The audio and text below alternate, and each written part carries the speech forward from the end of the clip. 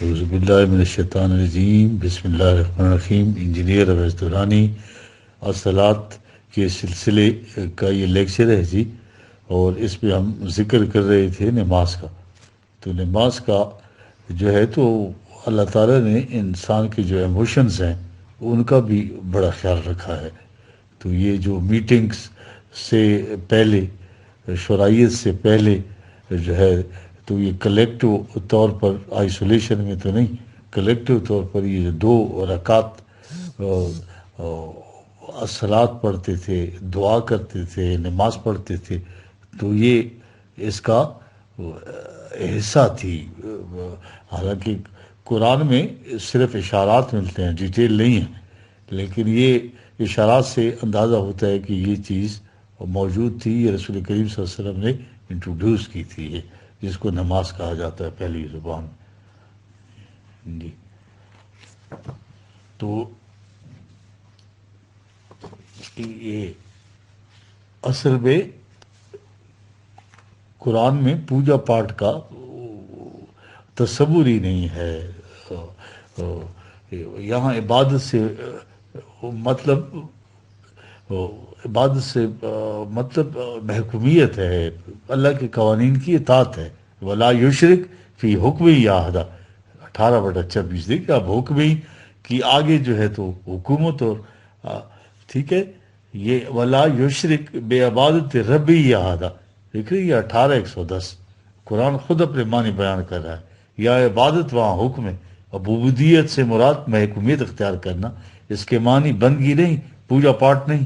ایک ہی سورہ میں 2 آیتوں میں بات واضح کر دی، لا مبدل لکلمات، یہی 18/27، جو ایسا نہیں کریں گے، وَلَن تَجِدَ مِن دُونِهِ مُلْتَحَدًا، ٹھیک ہے جی۔ اس کے ساتھ ساتھ اور قوانین بھی شریک کر لو، کہیں بھی دنیا میں پناہ نہیں ملے گی، یہ وہ قرآن بتا رہا ہے، ٹھیک ہے جی۔ اب اصل میں جسمانی حرکات و سکنات کا انسانی نفسیات سے بڑا گہرا تعلق ہے۔ کہیں کوئی اجتماع یا غور غوض، اس میں بعض چیزیں محسوسات کے طور پر کرنی پڑتی ہیں۔ اس میں اطمینان ہی نہیں بلکہ اندر کا تقاضا بھی ہوتا ہے کہ ایک مقرر زبان سے جو کہتا ہے تو اس کے جسم کی حرکات و سکنات کیسے اس کا ساتھ دیتی ہے۔ اگر اسے روک دیا جائے کہ کسی قسم کی کوئی جنبش حرکت سرزد نہ کرے تو 5 منٹ تک بھی تقریر نہیں جاری رکھ سکے گا، اگر کرے تو غیر مؤثر ہو کے رہ جائے گی۔ جسم یا دل کا جو تقاضا جو بھی ہو، اس کی جو نمود کا اظہار ہے جسم کی کسی حرکت کے ساتھ ہوتا ہے۔ یہ گہری نفسیاتی حقیقت ہے۔ نفسیات یا فلسفے میں اسے فیزیو سائیکو پیرالزم کہتے ہیں۔ فیزیو سائیکو پیرالزم، ٹھیک ہے، متوازیت، ٹھیک ہے، دل کا تقاضا اور جسم کی حرکت متوازی چلتی ہے۔ کسی کی تعظیم کے لیے بے اختیار ہاتھ ماتھے کی طرف اٹھ جاتا ہے، غصے میں چہرے کے اعصاب کچھ اور خوشی میں کچھ اور ہوتے ہیں۔ یہ عجیب کیفیت ہے، انسان کے دل کی آرزو تقاضے کی نمود جسم کی کسی نہ کسی حرکت سے ہوتی ہے۔ دین میں اس کی بھی رعایت رکھی گئی ہے۔ اس مقصد کے لیے دیکھیں طواف راتوں کو پہرا دینے والوں کا فریضہ، جو شہداء علی الناس، یہ ایک بڑے پیمانے پر نگرانی اور پاسبانی کرنے کی ذمہ داری تھی۔ تو اس کے لیے یہ طواف چوکیداری کرنا، گھومنا، نگاہ رکھنا، طائف یہ کعبے میں محسوسات کے طور پر ہے، جو مناسک یا رسم کہلاتی ہے۔ جس طرح صلات میں قیام اور رکوع سجود ہے، یہ نماز جس کو ہم کہتے ہیں، یہ مقصود بذات نہیں ہے، بلکہ جو خدا کے سامنے جھکنے کی آرزو دل میں اٹھتی ہے تو جھکنے کے ساتھ سر اور جسم جھک جاتا ہے۔ اور یہ تمام محسوس حرکات انسان کی خواہش غیر محسوس آرزوؤں کی نمود کا ذریعہ بنتی ہیں۔ آج وہ آرزوئیں تو نہ رہیں، وہ محسوس علامات، یہ صرف ریچولز باقی رہ گئے۔ نماز و روزہ و قربانی و حج یہ سب باقی ہیں، تو باقی نہیں۔ پھر یہ مذہب بن جاتا ہے، پھر صرف رسم ہی بن کے رہ جاتی ہے۔ ان کی ادائیگی کے لیے وقت، پیسہ، توانائی تو صرف ہوتی ہے۔ قرآن کہتا ہے مگر اولئک الذین کفروا بآیات ربہم بلقاءہ فحبطت اعمالہم فلا نقیم لہم یوم القیامہ وزنا، ٹھیک ہے، 18/105، ٹھیک ہے۔ یہ شاعر اور حرمات، ان کو قرآن نے دوسری جگہ کہا ہے، یہ ریچولز ہے، ٹھیک ہے۔ ان کو کہیں حرمات اللہ کہا گیا، کہیں شاعر اللہ کہا گیا، یعنی اللہ کے مقصد کی محسوس علامات۔ یہ علامات نشانی، سمبل ہیں، مقصود بذات نہیں ہے۔ اگر سلطنت رہی تو جھنڈا محض ڈنڈا اور کپڑا رہ جاتا ہے، ٹھیک ہے۔ زندہ سلطنت کی جھنڈے کی کیفیت کچھ اور ہوتی ہے، ٹھیک ہے۔ اور ذالکہ، یہ قرآن کیا کہہ رہا ہے؟ یہ عظم حرمات اللہ فوا خیر الہ عند ربی، ٹھیک ہے، 22-30، جو بھی ان مقررہ پابندیوں کا احترام کرے گا، مقرر کی ہوئی جو اللہ کی طرف سے، ٹھیک ہے، تو یہ چیز اس کے لیے نفع بخش ہوگی۔ یہ دعویٰ واجب التحریم نہیں ہے، یہ جو ادھر کو قربان کر دیتے ہیں، یہ تو اللہ کے مقصد کے مقرر کردہ نشانی ہے جو درکی اس وقت کی تعظیم کرتا ہے۔ اس طرح اونٹ پہلے دیوتا کی خوشنودگی کے لیے آستانوں پہ ذبح ہوتے تھے، بار بار دہرایا کہ اسے مقصود بذات نہ سمجھ لینا۔ ہاں، وہ ہلت لکم الانعام الا ما یتلی علیکم فاجتنبوا الرجس من الاوثان واجتنبوا قول الزور، ٹھیک ہے جی، 22-30، اس شے سے بچو جو زندگی کو ساکن کر دے، اس سے ذہنی جمود و تعطل طاری ہو جائے گا، کثافتیں پیدا ہو جائیں گی۔ ہر وہ شے جو ایک مقام پر جمی رہے، کھڑی رہے، ساکن ہو، اسے وسن کہتے ہیں۔ دین کا ہر متحرک عنصر وسن میں آ کے ساکن ہو جاتا ہے، یعنی ان کو رسم نہ بنا لینا، ریچول صرف ریچولز نہ کر لینا کہ زندہ جاوید نظام کی بجائے مذہب کی رسم بن کر ساکن اور جامد ہو جائے، تو اس کا صافت اور گدلہ پن پیدا ہو جائے گا اس میں۔ اس سے بچو، ہر اس نظریے سے بچو جو تم کو حق سے برگشتہ کر کے غلط راستے پر لے جائے۔ حضور سے مراد کسی جگہ ٹکرا کر دوسری طرف نکل جانا۔ زندگی میں حرکت ضروری ہے، ونفع للہ جو ہے، یہ تمام توجہات کا مرکز ناک کی سیدھ میں صرف قوانین الہی کی طرف موڑ، للہ اس متعینہ نظر العین کی طرف جو اللہ نے مقرر کر دیا ہے، غیر مشرکین نہ بھی، غیر مشرکین بھی، 22-31، کوئی اور قوانین کی ملاوٹ نہ کر دینا، اس میں کسی اور کی محکومی نہ کرنا۔ آگے کہا وَمَن یُشْرِک بِاللَّهِ فَكَأَنَّمَا خَرَّ مِنَ السَّمَاءِ وَتَخْطَفُهُ الطَّيْرُ وَتَهْوِي بِهِ الرِّيحُ فِي مَكَانٍ سَحِيقٍ، 22-31، ذالک 22-32، اس طرح سے ہوتا ہے کہ جو من یعظم شعائر اللہ فإنہ من تقوی القلوب، یہ تقوی القلوب کی بات ہے، ٹھیک ہے، جو ان نشانات کی تعظیم کرے گا تو اس امر کا اظہار ہے کہ اس کے دل میں اللہ کے قوانین کی نگہداشت کا احترام موجود ہے۔ یہ جو دل کے اندر اس کی نگہداشت کا احساس ہے، یہ تقوی القلوب ہے۔ تو یہ صرف ان کے اظہار کا ایک مخصوص ذریعہ ہے کہ ان کو مقصود بذات نہ بنا دینا، تو تقوی قلوب ہے۔ تمہارے دلوں کے اندر قوانین کے احترام نے ان شاعر کو بھی ادب الاحترام سمجھ لیا ہے، واجب الاحترام سمجھ لیا، حالانکہ یہ بجائے خیش کسی احترام کے مستحق نہیں ہے، سمجھ گئے؟ تو یہ وہ چیز ہے جو ہم آپ کو بتا رہے ہیں۔ یہ نماز کا جو ہے کانسیپٹ بھی دے دیا ہے، وہ بھی قرآن نے رکھا ہے اس میں جی۔ اب جو ہے ایک آیت ہے 29/45، ان الصلاۃ تنہی عن الفحشاء والمنکر، ٹھیک ہے، صلاۃ، قرآن صلاۃ کہتا ہے، ہم نماز، ایرانیوں نے کانٹا ذرا بدلا تو دوسری پٹری پر چڑھ گئے، پھر جتنا تیز رفتاری سے انجن چلے گا منزل سے دور ہوتا جائے گا۔ صلاح سے مراد کسی کے پیچھے اس طرح چلنا کہ اسے آگے نہ بڑھے اور دونوں کے درمیان فاصلہ بھی نہ رہے، ساتھ کے ساتھ جا رہا ہو، ٹھیک ہے۔ یہ میں بتا چکا ہوں پہلے پچھلے لیکچر میں، ریس میں دوسری نمبر کا گھوڑا اس کے اور اس کی گنوں کے اگلے گھوڑے کی پشت کے ساتھ لگی تو رہتی تھی مگر اس سے آگے نہیں بڑھتا تھا، اس میں انقطاع ہی نہیں ہوتا تھا۔ یہ دوسرے نمبر کے گھوڑے کو مسلی کہتے تھے۔ اس گھوڑے کے سامنے منزل مقصود بھی ہوتی تھی، پہلے نمبر کو فالو کرتا ہے تو اس پہ اتباع آ گیا، ایک منزل، ایک نصب العین، ایک خاص راستہ جس کی طرف وہ چلتا ہے، ٹھیک ہے۔ اور اس طرح تسبیح کا بھی یہ مفہوم آپ دیکھ لیجئے کہ قرآن کیا کہہ رہا ہے، الم تر ان اللہ یسبح لہ من فی السماوات والارض، 24-41، خارجی کائنات میں تمام چیزیں اللہ کے پروگرام کی تک پہنچنے کی تسبیح کرتی ہیں۔ تسبیح سے مراد کیا ہے؟ یہ گھوڑا جو اگلے گھوڑے کے اتباع میں منزل مقصود کی طرف جا رہا ہو، ہاں ٹھیک ہے نا۔ ریس میں تو گھوڑا اپنی تمام توانائی صرف کر دیتا ہے، یعنی انتہائی درجے کی کوشش، یہ تسبیح کہلاتی ہے۔ جس طرح تیراک پورے ہاتھ پھیلا کر تیرتا ہے، یہ تسبیح ہے، یعنی صلاۃ اور تسبیح کرنے والا گھوڑا، اپنی منزل مقصود کی طرف کسی کے اتباع میں چلنے والا، پوری کوشش اور توانائی کے ساتھ چلی تو یہ صلاۃ و تسبیح ہے۔ یعنی کائنات کی ہر شے اللہ کے پروگرام کے لیے معروف تسبیح، یعنی پوری توانائیاں صرف کر کے اس منزل تک پہنچنے کی کوشش اور مصروف کار ہے، ہاں، جو اس کے لیے مقرر کر دی ہے، یہ ہے تسبیح۔ دیکھیے اس طرح پرندوں کو دیکھے، وہ تیرے صفات کلو قد علم صلاۃ و تسبیح، پہلے بتا چکا ہوں میں، 24-41، ہر ایک کو اپنی صلاۃ و تسبیح جانتا ہے۔ پرندے روزانہ سینکڑوں میل کا سفر کر کے شام کے وقت گھونسوں میں، کوئی راستے میں سڑک نہیں، نشان نہیں، کوئی بتانے والا نہیں، کتنی تیزی سے اپنی منزل تک پہنچتے ہیں۔ دیکھ رہے مہاجر پرندے یا آسٹریلیا کے کسی مقام سے اڑتے ہیں ٹھیک ہے، 3000 میل کا فاصلہ سمندر کے اوپر طے کرتے ہیں. ان کے بچے جب اڑنے قابل وہاں بچے دیتے ہیں، جب یہ بچے اڑنے کے قابل ہوتے ہیں تو انہی راستوں پر وہ پہنچ جاتے ہیں. ٹھیک ہے، یہ ہے جو کل ان کا دلما صلاح و تسبیح 24/41. اس طرح شہد کی مکھیاں دیکھیے 1000 میل کا فاصلہ طے کر کے شہد لے کر اپنے اپنے چھتوں تک پہنچ جاتی ہے. ٹھیک ہے، دل جمی کے ساتھ صراط مستقیم پر گامزن رہنے کا عزم. اب وہ کون سا راستہ ہے جس سے چلتے ہوئے منزل مقصود تک پہنچنا ہے؟ مسلح ٹریک کو نہیں دیکھتا بلکہ وہ اگلے گھوڑے کو دیکھ کر اس کے پیچھے چلتا ہے. ادھر صراط المستقیم یہ تمنا ہوتی ہے، آرزو ہے. یہ وہ حرکت کلو کے بیل والی نہیں. صراط مستقیم تو کسی منزل کی طرف پہنچانا ہے.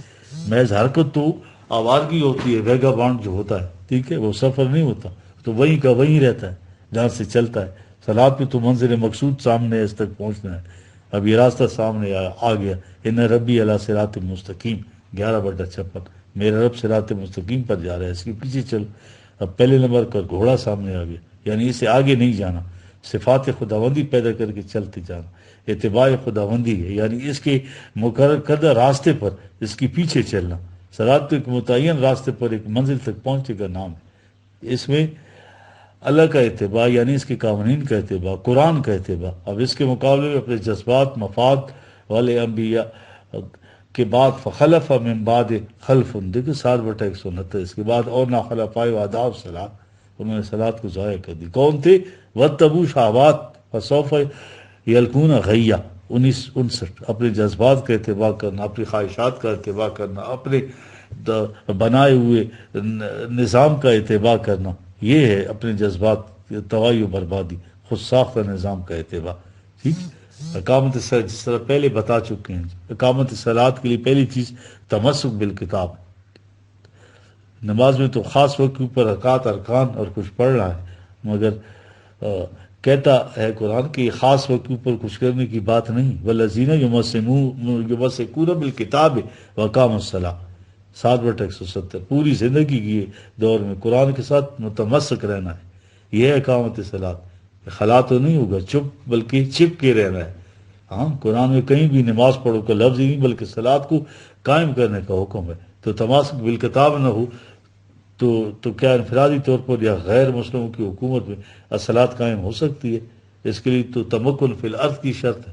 ٹھیک ہے، الذین مکانہم فی الارض اقاموا الصلاۃ وآتوا الزکاۃ وامروا بالمعروف ونہوا عن المنکر وللہ عاقبۃ الامور. ٹھیک ہے، اس جماعت کو ملک میں اگر وہ تمکن اقتدار حاصل ہو، اپنی گورنمنٹ ہو، تو پھر صلاۃ کا نظام قائم ہو سکتا ہے. تو غیر قرآنی مملکت میں بھی ممکن نہیں، خواہ مسلمانوں کی اپنی مملکت کیوں نہ ہو یا غیر مسلموں کی. اس لیے تمکن فی الارض شرط ہے. نماز پڑھنا تو نہ ہوا نا، ایک اور جگہ اس سے زیادہ تفصیل کے ساتھ ہے. دیکھیں، وعد اللہ الذین آمنوا منکم وعملوا الصالحات لیستخلفنہم فی الارض کما استخلف الذین من قبلہم 24/55. یہ حکومت دیتے ہیں ان لوگوں کو عمل صالحات جو کرتے ہیں، سپر پاور بن جاتے ہیں. کس لیے؟ وَلَا يَمُكِنَنَّ لَهُمُ الدِّينُ الَّذِي ارْتَضَىٰ لَهُمْ. یہ مملکت کس لیے جی؟ تمکن کس لیے؟ یہ مقصود بذات تو نہیں ہے. تو کیسے پتہ چلے گا کہ یہ دین کا تمکن ہو گیا؟ بَدَلْنَا مِن بَعْدِ خَوْفِهِمْ أَمْنًا. ٹھیک ہے، پہلی چیز ہوگی کسی قسم کا خوف، نہ اندرونی نہ بیرونی باقی رہے گا، ہر ایک کو اطمینان ہوگا. اگلی بات یعبدوننی. ٹھیک ہے جی، اطاعت صرف میری یعنی قرآن کی ہوگی. لا یشرکون بی شیئا. ٹھیک ہے، یہ بھی نہیں کہ کچھ میرے قوانین میں کچھ انسانوں کے بنا بھی، تو شرک ہوگا، اس میں اس کی اجازت نہیں ہوگی. ٹھیک، اصل میں ہوا کیا کہ ہم نے بھی یہ کر دیا. ٹھیک ہے جی، ہماری زبوں عالی کی وجہ قرآن بتاتا ہے. یہ 24/55 آیت ہے. ومن کفر بعد ذلک فاولئک هم الفاسقون. مملکت تو ہوگی مگر شمار فاسقوں میں ہوگا، مومنوں میں نہیں. کفر بعد ذلک نہ ہو تو وقیم الصلاۃ، یہ صلاۃ قائم کرو، تو کفر بعد اسلام نہیں ہوگا. وقیم الصلاۃ وآتوا الزکاۃ. ٹھیک ہے، یہ ہے اس کا مقصد. واطیعوا الرسول، مملکت کا سربراہ ہے، اس کی اطاعت کرو. ٹھیک ہے، اس کے بعد جو ان کی جانشین ہوگے ان کی اطاعت کرو. اطیعوا الرسول سے مراد رسول کریم صلی اللہ علیہ وسلم نہیں ہے، باقی جتنے ان کے وہ تھے. یہ صلاۃ الدین کا مرکز ہے. اس کی تفصیل قرآن نہیں دے گا تو کس چیز کی دے گا؟ فرقوں کی موجودگی میں نماز تو پڑھی جا سکتی ہے، نظام صلاۃ قائم نہیں ہو سکتا. لیکن آیت 30/31 وقیم الصلاۃ، نظام صلاۃ قائم کرو، ولا تکونوا من المشرکین، اس اسلام کے مشرک نہ ہو جانا، بتوں کو پوجنا شرک نہیں ہے۔ سنو شرک کیا ہے، من الذین فرقوا دینہم وکانوا شیعا کل حزب بما لدیہم فرحون، ٹھیک ہے، صلاۃ قائم کرو تاکہ امت فرقوں میں نہ بٹ جائے، فرقے جو ہے ہر ایک اپنا جنتی ہے، دوسرے کو جہنمی سمجھ رہا ہے، ٹھیک ہے جی۔ نظام شورائیت ہے، یہ صلاۃ کے لیے حاضر ہو جاتے ہیں، امر شورا بینہم، بام مشاورت کے لیے۔ دور اولا میں نظام صلاۃ پر عمل پیرائی کے خد و خالی اجتماع کے اندر رکعت والی صلاۃ ایک چھوٹی سی شق تھی جس کو نماز کہتے ہیں۔ مجلس کا حال، مشاورت کا ہاتھ اس کے نام سے کرنا تھا، ہاں بابرکت ہونے کے لیے، ٹھیک ہے۔ نظام صلاۃ تو دین کا قیام ہے، یہ نماز تو ایک ہلکی سی شق تھی، یہ اس کی محسوس شکل تھی، ٹھیک ہے۔ ان صلاۃ تنہا عن الفحشاء والمنکر، ٹھیک ہے، یہ 29/45، یہ تو خود بخود فحشاء اور منکر کو روک دے گی بحکم، ٹھیک ہے، سرمن کے ذریعے نہیں، ٹھیک ہے۔ فحشاء یعنی بخل، وہ جذبہ جو کہے کہ اپنی ذات کے لیے رکھو، جب یہ نظام ضمانت دے رہا ہے ساری عمر کے لیے تو پھر کسی کو بخل کی کیا ضرورت ہے۔ والمنکر عقل کی فریب کاریاں کہ دوسروں کو فریب دے کر سب کچھ سموٹ لو۔ ذکر اللہ اکبر 29/45، ذکر کا قرآنی مفہوم، اتلو ما اوحی الیک من الکتاب واقم الصلاۃ ان الصلاۃ تنہی عن الفحشاء والمنکر ولذکر اللہ اکبر 29/45۔ اکبر سے مراد یہ نہیں ہے کہ اس سے بہتر ہے، ایسے کوئی اور چیز ہے۔ اکبر کے معنی کبریائی، اقتدار مطلق یعنی اعلیٰ درجے جس کے اوپر کوئی اور نہ ہو۔ وَلَهُ الْكِبْرِيَاءُ فِي السَّمَاوَاتِ وَالْأَرْضِ 45/37، یعنی جس کو اقتدار اعلیٰ حاصل ہو، ساورنٹی حاصل ہو، جس کے اوپر کوئی دوسرا حاکم نہ ہو۔ ذکر کسی شے کو محفوظ کر لینا، کسی شے کو سامنے رکھنا، سب سے بڑی حفاظت یہ کہ وہ چیز ہر وقت آنکھوں کے سامنے رہے تو پتہ چلتا ہے کہ ہاں محفوظ ہے، اپنی جگہ موجود ہے۔ تو کسی شے کا ہر وقت نگاہ کے سامنے رہنا ذکر کے ثانی معنی ہو گئے۔ جس شے کے اندر وہ چیز موجود ہو تو اسے بھی ذکر کہتے ہیں، اس سے قرآن کو بھی ذکر اللہ کہا گیا ہے۔ تو کس کی حفاظت ہو رہی؟ اصول اور قانون کو بھی ذکر کہا جاتا ہے۔ قوانین خداوندی کی حفاظت کرنا ہر مومن کا فریضہ قرار دیا ہے، ٹھیک ہے جی، یہ ہے ذکر، ٹھیک ہے۔ یہ قوانین فطرت کو مسخر کرنا، ان کو بھی ذکر کہا گیا ہے۔ حضرت موسیٰ کا مشن اور ذکر کا فریضہ، یہاں ذکر سامنے آ جائے گا۔ اب قرآن صلاۃ اور ذکر کو محسوس شکل میں لا رہا ہے، ذرا سنیں وَأَنَا اخْتَرْتُكَ فَاسْتَمِعْ لِمَا يُوحَىٰ، ٹھیک ہے جی، اِنَّنِي أَنَا اللَّهُ لَا إِلَٰهَ إِلَّا فَاعْبُدْنِي، ٹھیک ہے۔ یہ 20 13 14 یہ ہے کیسے اطاعت کی جائے قوانین کی۔ دیکھا میں نے تمہیں، میری بات دل کے کانوں سے سنو، کائنات میں میرے علاوہ اور کوئی الہ نہیں ہے، اس لیے میرے قوانین کی اطاعت کرو۔ تو کیسے؟ واقم الصلاۃ، صلاۃ قائم کرو، کس مقصد کے لیے؟ لذکری، تو ذکر کیا ہے؟ قرآن سے پوچھتے ہیں، واقم الصلاۃ لذکری، تو ذکری کے لیے کیا کرنا ہوگا؟ نا سات آتیتن اکادو فیہا 20/15، یعنی ہمارے ذکر کے لیے صلاۃ قائم کرو تاکہ وہ زیر زمین جو انقلاب ہو کر سامنے آنے والا ہے، جو پنہاں ہے، وہ آ جائے۔ کاہے کے لیے؟ لتجزی کل نفس بما تسعی 20/15، تاکہ ہر ایک کو ان کا جو ہے محنت کا صلہ پورا مل جائے۔ فلا یصدنک عنہا من لا یؤمن بہا واتبع ہواہ فتردی، یہ ذکر اللہ اکبر کرنا ہے تو نہ صرف ان کے ہاتھوں سے ہو سکتا ہے جن کے ذاتی مفادات اور خواہشات نہ ہوں، یہ ہے پہلی شرط۔ تو وہی صلاۃ قائم کر سکتے ہیں، اور صلاۃ بجائے خیش مقصود بذات نہیں ہے، مقصود تو ذکر اللہ کرنا ہے تاکہ قانون خداوندی کی کبرائی قائم ہو جائے۔ روزوں کا مقصد اس طرح بتایا تھا نا، تکبر اللہ علی ما آتاکم، مومن کی زندگی کا مقصد بھی اس کے قوانین کی کبرائی قائم کرنا۔ ایک جگہ یہ اللہ کے منکر نہیں ہے، بلکہ ذالکم بانہ اذا دعی اللہ وحدہ کفرتم، یہ اللہ کے منکر نہیں بلکہ حکمرانی، صرف قوانین تو اللہ کی حکمرانی سے انکاری ہیں۔ وَإِنْ يُشْرَكْ بِهِ تُؤْمِنُوا 40/12، ساتھ اور انسانوں کے قوانین لے آؤ نا، بخاری وغیرہ کی، امام مالک کی، تو پھر ایمان لاؤ گے۔ یہ شرک ہے، پھر اس قدر زیادہ ہو کہ صرف اللہ کا نام رہ جاتا ہے، غلبہ سارا شرک ہوتا ہے۔ کہ ان سے کہو یہ غلط ہے، فالحکم للہ، حکمرانی صرف اللہ کی ہو جو علی الکبیر ہے 40/12، کبرائی بھی اس کی، ہاں ذکر اللہ اکبر 29/45۔ اکبر کے معنی ہو حکمرانی کی، کبرائی صرف اس کی قوانین کی۔ موسیٰ علیہ السلام نے مدد مانگی، ساتھ بھائی کو بھی کر دیا، کاہے کے لیے؟ تاکہ کہ نصبے کا کثیرہ 20/33، تاکہ اس مقصد کے حصول کے لیے زیادہ سے زیادہ توانائیاں صرف کرے، وہ نذکروں کا کثیرہ، ٹھیک ہے، تیری کبریائی کے لیے زیادہ سے زیادہ محنت کرے۔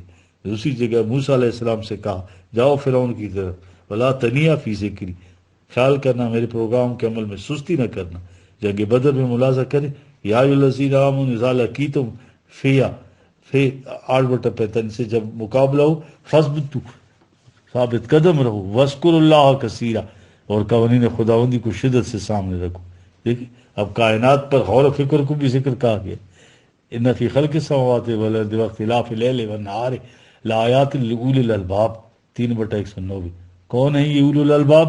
الذین یذکرون اللہ قیاما وقعودا وعلی جنوبہم، ٹھیک ہے، ویتفکرون فی خلق السماوات والارض، وہ کہتے کیا ہیں؟ ربنا ما خلقت ھذا باطلا سبحانک فقنا عذاب النار، ربنا انک من تدخل النار فقد اخزیتہ، ہاں، وما للظالمین من انصار۔ یہ وہ تباہی جو قوم بھی اس سے دو چار ہو جائے تو دنیا میں ذلیل و خوار ہو جاتی ہے۔ یا بار الہ ہمیں اس تباہی سے محفوظ رکھ، اور ہمیں جو ہے تو کائنات کی جو قوتیں ہیں، کائنات کی جو فزیکل لاز ہیں، ان پہ غور کرنے، تدبر کرنے، ان کو اریسٹ کرنے کی توفیق عطا کر۔ اب یہ عقل و بصیرت کے میدان میں غور و فکر، تحقیق، ریسرچ، تاکہ کائنات کی مخفی قوتوں کو مسخر کر کے بہتری کے لیے استعمال کیا جا سکے۔ قرآن قوانین کو بھی ذکر کہا گیا، دیکھ رہے ہیں آپ ذکر تمام قوانین، خواہ وہ کائنات کے میدان جنگ میں ہو یا قرآن میں مجموعہ قوانین، ان کو ذکر کہا گیا ہے۔ وَهَذَا ذِکْرٌ مُبَارَکٌ أَنزَلْنَاهُ، ٹھیک ہے، 21/50، یہ مجموعہ قوانین خداوندی کی برکت ہے۔ سمجھ رہے ہیں جی آپ؟ ذکر سے مراد شرف و عزت و بلندی۔ لَقَدْ أَنزَلْنَا إِلَيْكُمْ كِتَابًا فِيهِ ذِکْرُکُمْ، اس میں تمہاری شرف اور بلندیاں ہیں، عزت ہے۔ کوئی شے جتنی قیمتی ہوگی اس کی حفاظت اتنی شدت سے ہوگی۔ عرب اس چیز کی شدت سے حفاظت کرنے کو ذکر کبیر کہتے تھے، یعنی شدت کی حفاظت۔ ان کے ہاں بھی شرف انسانیت اور عزت سب سے قیمتی متاع ہے، اس لیے اس کے لیے بھی ذکر کا لفظ استعمال کرتے تھے۔ مذکر اس سے ہے، یہ صاحب شرف انسان کے لیے مذکر بولا جاتا ہے، یہ ہر انسان کے لیے نہیں بولا جاتا۔ جس طرح ہم مذکر مؤنث بولتے ہیں تو ذکر حکم سے مراد تمہاری شرف و عزت و مجد ہے۔ بل اتاناہم بذکرہم، ٹھیک ہے، ضابطۂ قوانین دیا ان کو جب عزت و شرف کا راز اس میں مضمر تھا۔ کیا کیا انہوں نے؟ مگر فہم فی ذکرہم موردون 23/71، یہ اپنی ذکر سے گریز کر رہے ہیں۔ اب آگے ہے نا جی، کہتے ہیں کہنے کے لیے قرآن کافی نہیں ہے، کہتے ہیں نہیں، قطر نہیں۔ وَمَنْ أَعْرَضَ عَنْ ذِکْرِی فَإِنَّ لَهُ مَعِیشَةً ضَنْکًا 20/124، پھر دوسروں کا محتاج ہو جانا، اس کی روزی تنگ ہو جاتی ہے۔ فَاذْکُرُونِی، میرا ذکر کرو، اذکرکم، تو میں تمہیں بلندی عطا کروں گا۔ وَلَا تَکْفُرُونَ، ٹھیک ہے، 2:152، جو دیا ہے اسے مت چھپاؤ، ٹھیک ہے۔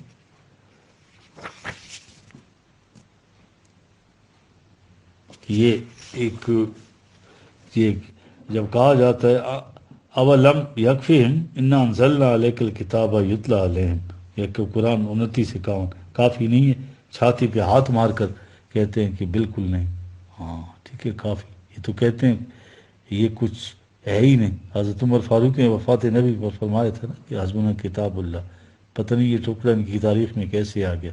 روایت ہے کہ حضور صلی اللہ علیہ وسلم نے فرمایا من لم یتغنی بالقرآن فلیس منا، اس کو قرآن دوسری چیزوں سے مستغنی نہ کر دے وہ ہم میں سے نہیں ہے۔ یہ حدیث شاید کی تفسیر ہے، یہ اوپر ابھی میں نے بتایا۔ لم یکفہم، انا غین کی زبر کے ساتھ ہو تو اس کے معنی مستغنی کر دینا، اور غین کی زیر کے ساتھ ہو تو غنا گانے کو کہتے ہیں، یعنی مغنی گانے والا۔ تو ترجمہ ہو گیا کہ جو قرآن کو گا گا کر نہیں پڑھتا ہم میں سے نہیں۔ یہ ہے تماشا جو انہوں نے بنائے ہوئے۔ تاریخ کا فیصلہ ہے کہ جن خیالات کو خود کسی قوم نے فرسودہ کر دیا ہو نا تو ان کی تجدید اس قوم میں دوبارہ نہیں ہو سکتی۔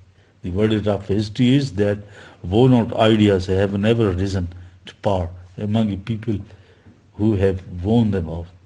وَمَا يَجَدُوا بِآيَاتِ اللَّهِ الْكَافِرُونَ 29/47، جو بھی اس سے انکار کرے گا چاہتے یہی ہیں کہ اس پر پردے پڑے رہیں، ٹھیک، کٹ ہو جاتی ہے تو کرتے ہیں جو اس چیز کو اس اصل مقام پر نہیں رکھتے، بلکہ اس کے ساتھ مثلو ماؤ جی 39-47 بھی لگا دیا۔ ماؤ تو پیچھے چلا گیا، سارا کچھ مثلو آگے ہو گیا۔ یہ ہیں ظالم، جھوٹ کی ٹیکنیک ہوتی ہے کہ ہمیشہ سچ کے لباس پہ اپنے آپ کو پیش کرتا ہے.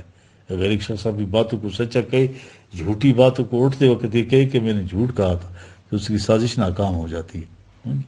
ہاں، مگر وہ کبھی کسی جگہ بھی نہیں کہے گا کہ میں نے جھوٹ کہا تھا. وہ سچا بن کر آئے گا تو لوگوں کو فریب دے سکے گا. یہ تھی ان کی چال کے اپنے جھوٹ کو دین کے سچے لباس میں پیش کرے. زبان وہی جس میں قرآن نازل ہوا، مگر مفہوم بدل دیا. وہ تمام ارکان صوم و صلات و ذکر و حج شکل اس طرح سے قائم رکھ کر، اسکیلیٹن وہی ہے، ان کا مقصود مفہوم بدل کر رکھ دیا تاکہ لوگ مطمئن ہو جائیں. یہ وہ بات ہے. اصل میں بات یہ ہے کہ آخری 2 پاروں میں اس انقلابی پروگرام کا ذکر ہے جو نرم خرامی سے چلا آ رہا تھا. اب اس میں بڑی تیزی آ گئی. پروگرام تو ایک ہی تھا، مگر مکی زندگی میں تاری سست رفتاری سے تھی. یہ پروگرام تناسب اور صحیح تناسب سے آگے بڑھ رہا تھا. آخری دن تک اس پروگرام کی آخری منزل رسول اللہ صلی اللہ علیہ وسلم کو بتا دی گئی تھی. تاریخ میں غلطی سے یہ چیزیں مٹانا بھول گئے. جب قوم سے پہلے ہی خطاب میں کہا کہ میں عرب و عجم کی مملکتوں کو الٹنے کے لیے پیغام لے کر اٹھاؤں، مجھے کچھ رفقا کی ضرورت ہے، بتاؤ تم میں سے کون ہے جو میرا ساتھ دے گا. قریش نے شدید مخالفت کی. 7 سال کے عرصے میں 82 جنگیں لڑیں تاہاں کہ مکہ فتح ہو گئے. اتنی مخالفت کیوں کر رہے تھے کہ آپ نماز کیوں نہیں پڑھتے؟ نماز پڑھنے والے تو خود حنیف کے نام سے ان عربوں میں موجود تھے. ٹھیک ہے. دو گیتی را سلاس کرت اوست، مسلمان لا یمود رکت اوست، ندانت کشتہ این اثر بے سوس، قیامت حاضر قد قامت اوست. ٹھیک ہے. اس کی قد قامت اصطلاحات میں تو قیامت پناہ تھی. حنیف کے نام سے ان عربوں میں پہلے سے موجود تھے جن کا دعویٰ تھا کہ وہ ملت ابراہیم کی پیروی کرتے ہیں.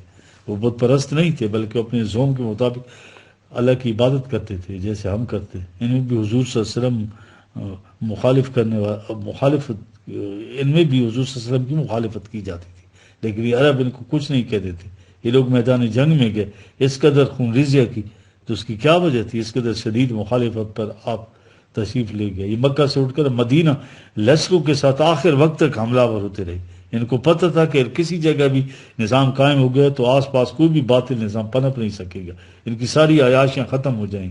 مدنی زندگی میں انہوں نے زندگی جیرن بنا رکھی تھی. قریش کی اتنی قوت اور سازشوں، جبکہ قلیل و تعداد نہ سامان نہ ہتھیار، مدینہ میں مہاجر کی حیثیت دوسرے سال ہی ہجوم کر کے حملہ کر دیا ان پر. ان حالات میں بھی کیسر و کسرہ کو خطوط لکھے جا رہے ہیں کہ اپنے مزدوروں اور کسانوں پر اور عوام پر ظلم بند کرو اور نظام قائم کرو یا صلاۃ و زکوٰۃ کا، ورنہ تم سے اس کا بدلہ لیا جائے گا. یہ انقلاب محمدی صلی اللہ علیہ وسلم اور یقین موقف صدیوں سے کیسر و کسرہ ہی 2 طاقتیں تھیں. جو کچھ کہا گیا اس کو کر کے دکھا دیا، ان کا نظام الٹ کر کے رکھ دیا. یہ تھی قد قامت الصلاۃ، قیامت حاضر قد قامت اوست. نہ ملوکیت باقی، نہ سرمایہ داری، نہ نسلی تفاخر. زندگی کے ہر شعبے کو الٹا کر رکھ دیے. سارے غلاموں کو اٹھا کر بڑے بڑے قریشوں کے ہم مرتبہ کر دی. سمجھ؟ یہ وہ چیز ہے. اب کیا ہوا جی؟ قرآن کی روح سے جو حضرت انگیز انقلاب رسول کریم صلی اللہ علیہ وسلم لائے تھے، اس کے بعد جو انقلاب معکوس آیا، اس سے بھی زیادہ تعجب انگیز ہے. یہ کیسے ہوا؟ اس سوال بڑا اہم ہے. جسے ملوکیت، سرمایہ داری اور بہرمانیت کی تمام شعبہ بازی کو ختم کر دیا اور انسانیت کو صحیح آزادی سے سرفراز کر دیا. اس انقلاب کے بعد ملوکیت اور اس کے ساتھ ہی تمام لانتیں جو تمام کی تمام مٹ گئی تھیں، وہ تمام کی تمام بار دیگر پہلے بھی سے بھی زیادہ جوش و خروش سے اس معاشرے کے اندر، اس قوم کے اندر آ ثبت ہو. کیسے ہوا؟ یہ واقعی تعجب انگیز ہے. امیہ کے دور میں جو